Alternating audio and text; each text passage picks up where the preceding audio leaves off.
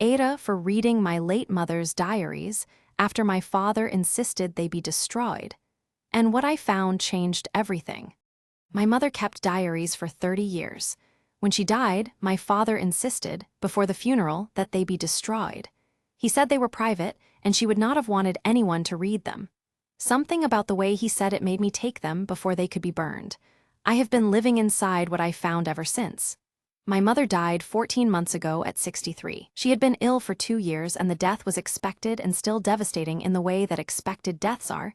You think preparation is the same as readiness, and it is not. She kept diaries. This was something I had always known. There were shelves of them in her study, matching notebooks organized by year going back to when she was in her 30s. She had never shown them to me, and I had never asked to read them. They were hers. The morning after she died, before I had fully absorbed the fact of her absence, my father came into her study and began stacking the diaries in a box. He said they were going in the burn pile. There was a garden incinerator they used occasionally. He said my mother had been private and would not have wanted anyone reading her private thoughts. I want to be fair to my father in this telling because I have had to work hard at fairness over the past 14 months. His instruction was not inherently wrong. Many people would want their private writing destroyed after their death.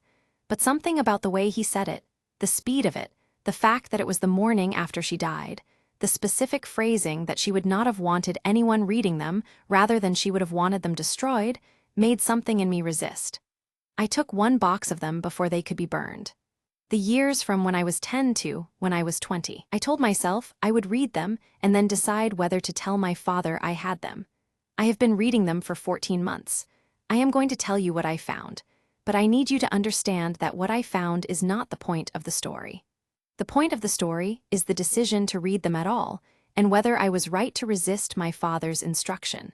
My mother had been deeply unhappy for large portions of our family life. She had loved us enormously, and that is recorded in every page in between the other things.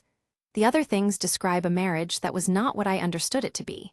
They describe a woman who was managing something alone, in the silence of her study, in notebooks my father wanted to burn on the morning she died. Am I the asshole for reading them? Update, 2 months later. I told my father I had the diaries, not what was in them, just that I had taken them and read them. He asked what was in them. I said I didn't think it was for me to tell him. He asked me to give them back. I said I needed to think about that. I have not given them back. I have not destroyed them. They are in my home in a box, and I do not know yet what the right thing to do with them is. I have spoken to my therapist about this at length. She has asked me several times what I am hoping to do with what I know. My honest answer is that I am not hoping to do anything. I am not building toward a confrontation. I am not planning a revelation. I am simply a person who now knows something about her mother that changes the way she understands her own childhood, and I am sitting with that knowledge trying to understand what it means. My mother is gone.